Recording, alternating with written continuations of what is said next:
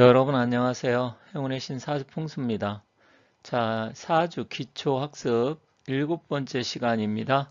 그래서 사주를 처음부터 해서 나중에 고급 풀이 과정, 실전 사주 풀이 과정까지 해서 이제 사주를 공부하시는 분들이 기본적으로 알아야 될 과정을 일주일에 한두 번씩 해서 꾸준하게 한 1년 6개월 가까이 올릴 거고요. 이 영상은 일단은 프리미엄 회원에 가입하신 분들이 앞으로 계속해서 볼 수 있게끔 하는 영상입니다. 그래서 잠깐은 제가 영상을 오픈하지만 바로 조금 있다가 다시 이제 비공개로 회원들만 볼 수 있게끔 전환을 할 것이니까 혹시 영상을 보신 분들 중에서 공부를 꾸준하게 하고 싶다. 또 이 자료가 어느 정도 마음에 들고 유튜브 영상을 꾸준하게 공부하면서 이 영상도 보시겠다 하시는 분들은 프리미엄 회원에 가입하시면 앞으로 계속해서 이 영상 위에도 풍수 관련 그리고 유김 관련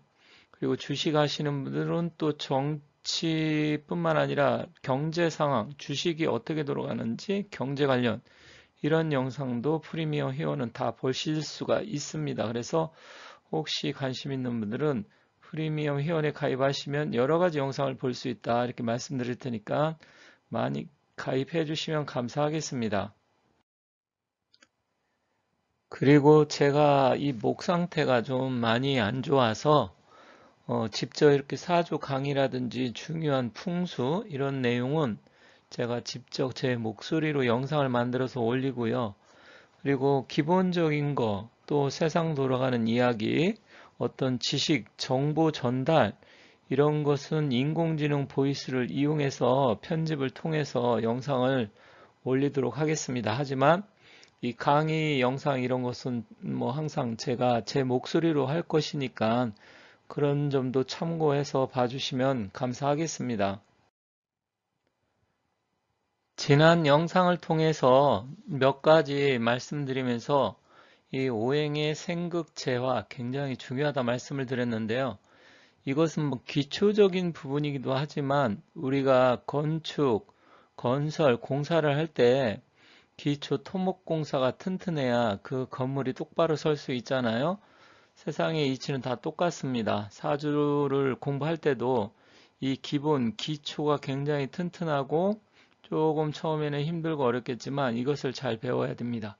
그래서 오행의 상생 상극을 완전하게 잘 이해를 하셔야 됩니다. 이것은 뭐 쉬운 거 아니야? 뭐 공부하신 분은 누구나 다 알고 있어. 이렇게 생각할 수도 있지만 이 의미를 한 번씩 다시 한번 곰곰하게 생각을 하시고 곱씹어서 완전 체득을 해서 내 것으로 만들어야 된다. 이렇게 말씀드리겠습니다.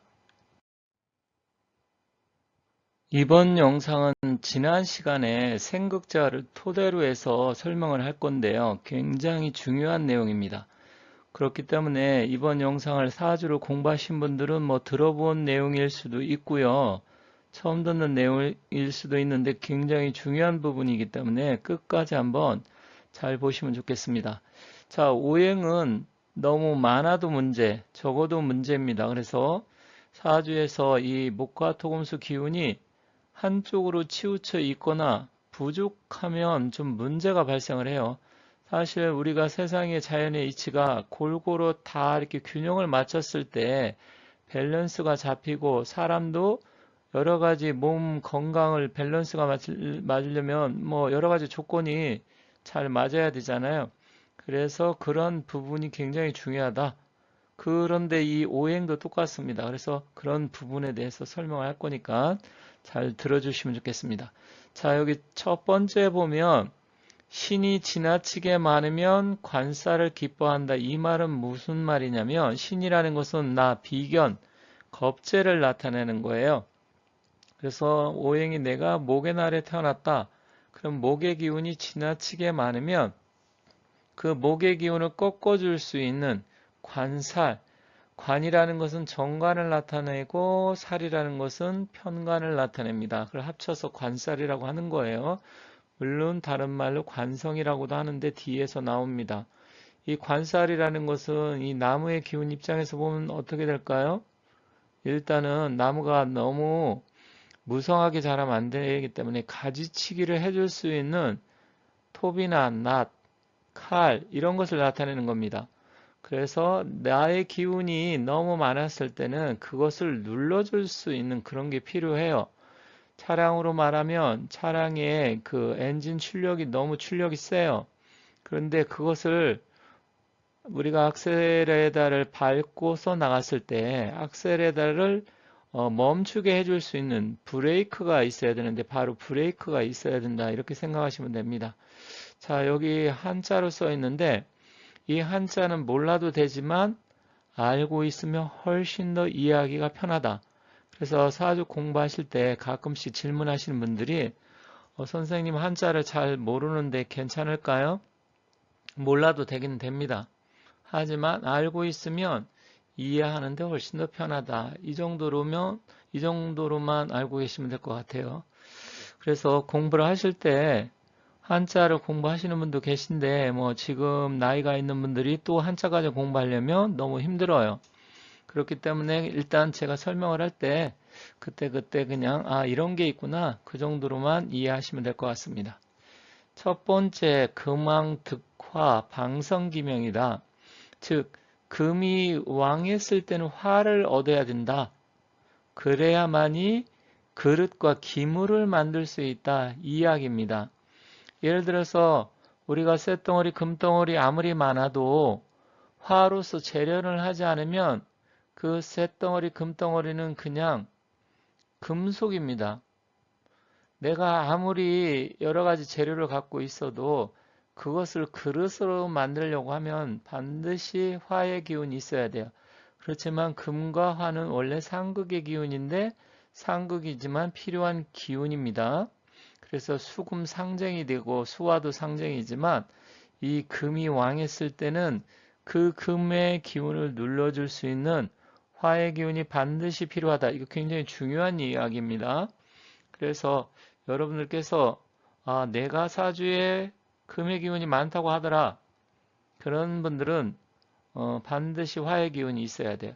내가 금의 기운도 많고 또 수의 기운도 많다. 금수가 많다. 냉하다. 그럼 더더욱 화의 기운이 필요한 겁니다. 이 이치를 잘 깨달으시면 나중에 사주 볼 때 한눈에 딱 파악을 해서 이런 게 필요하겠구나 이렇게 되는 거구나 금방 알게 됩니다. 그리고 두 번째 화가 왕하게 되면 물을 얻어서 이제 물을 얻게 되면 바로 물을 제압하고 물이 불을 제압하고 다스릴 수 있다. 이 방성이라는 것은 뭔가 이룬다는 이야기입니다. 그래서 화가 왕성하면 반드시 수를 얻어야 가뭄의 단비격으로 만물이 성장을 한다. 예를 들어가서 뭐 한여름에 정말 요즘 뭐 이제 온난화 이런 현상 때문에 여름이 엄청 더운데 그러면 여름에 더우면 어떻게 될까요? 시원한 것을 찾게 되고 뭐 팥빙수, 수박, 냉수, 아이스크림, 냉커피 이런 걸 찾게 되잖아요. 이게 자연의 이치 때문에 그렇습니다. 물론 이열치열이라고 해서 음식을 뭐 삼계탕도 먹고 뜨거운 것도 먹고 하는 방법도 있어요. 하지만 음양의 조화 이런 측면을 봤을 때 뜨겁고 더우면 그 더운 열기를 식히고 끌 수 있는 불의 기운이 있어야 됩니다. 그래서 우리가 주역에도 64회가 있는데 64회 중에서 들어보셨는지 모르겠지만 수화기제가 있고요. 화수미제라는 게 있습니다. 수화기제란 말은 수의 기운이 능히 화의 기운을 누를 수 있는 거죠. 그런 쾌가 나오면 정상적으로 뭔가 일을 진행할 때 도움이 되겠죠. 그런데 화수미제다. 그러면 수는 원래 화를 극하게 되지만 화가 많게 되면 어떻게 될까요? 수는 증발이 되어 버립니다. 날아가게 되겠죠. 그랬을 때는 화수 미제가 되는 거죠. 수와 기제가 되는 것이 아니고 그렇기 때문에 이 모든 세상의 이치는 뭐 오묘합니다. 그래서 어떤 게 많냐, 적냐, 많으면 적은 걸 찾게 되고 적은 것은 많은 걸 찾게 돼요. 그것을 다른 말로 하면 물극필반이라고 합니다. 세상의 만물의 이치는 극에 달하면 반대로 가게 되어 있어요. 그래야만이 중심을 잡고 균형 밸런스가 맞는 거예요. 그래서 세상의 이치나 자연의 이치 똑같아요. 사실 사람의 이치가 세상의 이치고 세상의 이치가 자연의 이치입니다. 이 세 가지가 합쳐서 우주의 질서가 되고 우주의 뭐라 그럴까요? 이치, 법리가 되는 겁니다. 그래서 작게는 사람부터 해서 넓게는 우주까지 그런 기운이 뻗어나가게 되는데 그런 이치는 똑같다. 자, 이번에는 수왕, 득토, 방성지소. 이건 무슨 말이냐면 수가 역시 왕하면 토를 얻어야 된다. 그렇게 됨으로써 연못에 이제 수가 많으면 뭐 연못이 됐던 뭐 댐이 됐던 뚝이 터질 수 있잖아요. 그런 부분을 이제 막을 수 있다. 이런 소리입니다. 그래서 여름철 홍수가 나면 우리가 흙을 뭐 푸대에 넣어서 갖다 막잖아요. 그리고 저수지 같은 경우도 만약에 넘친다. 그러면 어떻게 됩니까? 흙을 갖다가 쌓아야 돼요. 그래서 수의 물길을 막아주는 것은 토, 홍수를 막아주고 저수지와 댐을 건설한다. 이해가 가시죠? 이 원리는 뭐 제가 말씀 안 드려도 세상의 이치를 충분히 아실 만한 분들이 많기 때문에 충분히 이해를 하시리라 생각합니다. 이어서 보도록 하겠습니다. 자, 네 번째, 토왕 등목 방성소통이다. 즉 무슨 말이냐? 토가 많다. 그러면 우리가 땅이 많아요. 근데 빈 땅이 아무것도 없어. 그러면 왠지 봤을 때 허전하고 쓸쓸해 보이잖아요. 우리가 토라는 건 무엇일까요? 나무를 심던 곡식을 심던 무언가 심어서 그것을 풍요롭게 하는 게 토의 역할입니다. 그런데 토가 우리 집 땅이 많아. 산이 넓어. 그런데 민둥산이야. 그리고 땅이 많아요. 그런데 아무것도 심어진 게 없고 잡초만 무성합니다. 그러면 안 되겠죠. 북한에 그런 게 많다고 하는데 그러면 땅이 넓을 때는 반드시 나무를 심어야 돼요. 그래야 소통이 됩니다. 그래야 땅의 역할이 되는 거예요. 그래서 사주에 토의 기운이 많은 사람은 뭐 100% 반드시라고 꼭 보기는 어렵겠지만 목의 기운이 한두 개씩 있어야 됩니다. 그래야 그 사람의 직업 운이라든지 삶이 어느 정도 편안해지고 여성 같은 경우는 뭐 남편 운이 있게 됩니다. 근데 산만 크고 나무는 없어요. 옛날에 우리나라가 그랬었죠. 그렇게 되면 안 됩니다. 그런 부분에 있어서 반드시 나무가 있어야 된다. 이렇게 봅니다. 그래서 일반적으로 토는 어머니, 대지로 표현을 합니다.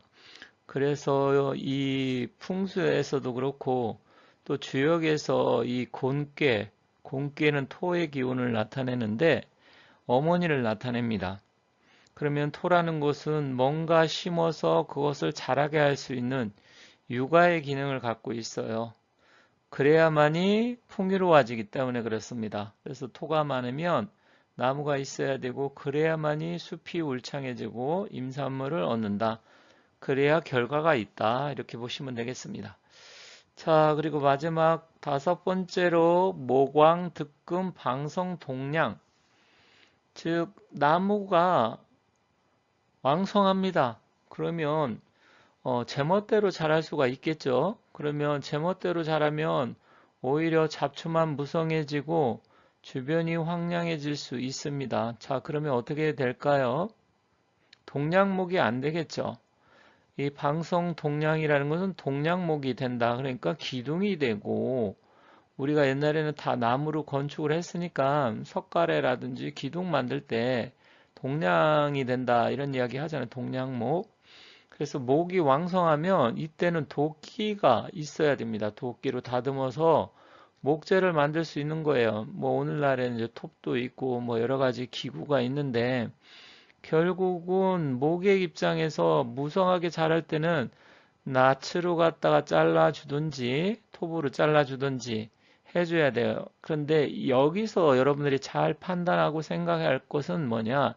많았을 때요. 그럼 사주팔자 8글자 중에서 많았을 때 보통 몇 개를 많다고 합니까? 이렇게 한다고 하면 2개까지는 많다고 보기는 어려워요. 적어도 3, 4개, 5개 이렇게 있을 때 많다고 보는 거예요. 물론 내가 태어난 날에 일간이 있는데 뭐 주변에 또 일간을 중심으로 많을 때는 훨씬 더 크게 작용을 하고 일간이 아닐 때도 역시 필요는 합니다. 왜냐하면 그런 기운이 나한테 안 좋게 작용할 수가 있기 때문에 그렇습니다. 그래서 어쨌든 이러한 원리를 여러분들께서 천천히 제가 오늘 설명한 것을 이 한자는 아까 말씀드렸듯이 한자를 알면 이게 무슨 뜻인지 금방 알 수 있지만 몰라도 제가 설명드린 것을 충분히 이해하셨으면 아, 이런 원리구나. 그래서 사조, 팔자, 8글자 딱 보고 오행의 생극체와 그리고 음양의 조화 그리고 오행의 개수 또 위치가 어떻게 되는지 한눈에 파악하면 전체적으로 그 사주의 기운을 금방 파악할 수 있습니다. 굉장히 중요합니다. 그리고 이자리오 오행이 지나치게 많으면 해롭다. 이것은 역시 다음 시간에 하도록 하겠습니다. 이 자료도 설명을 하려고 하면 시간이 걸려서 다음 시간에 이어서 하도록 하겠습니다. 지금까지 오행의 생극재화 중에서 많았을 때는 나를 제압하는 관살의 기운이 필요하다 설명을 드렸습니다. 다음 시간에 이어서 하도록 하겠습니다. 감사합니다.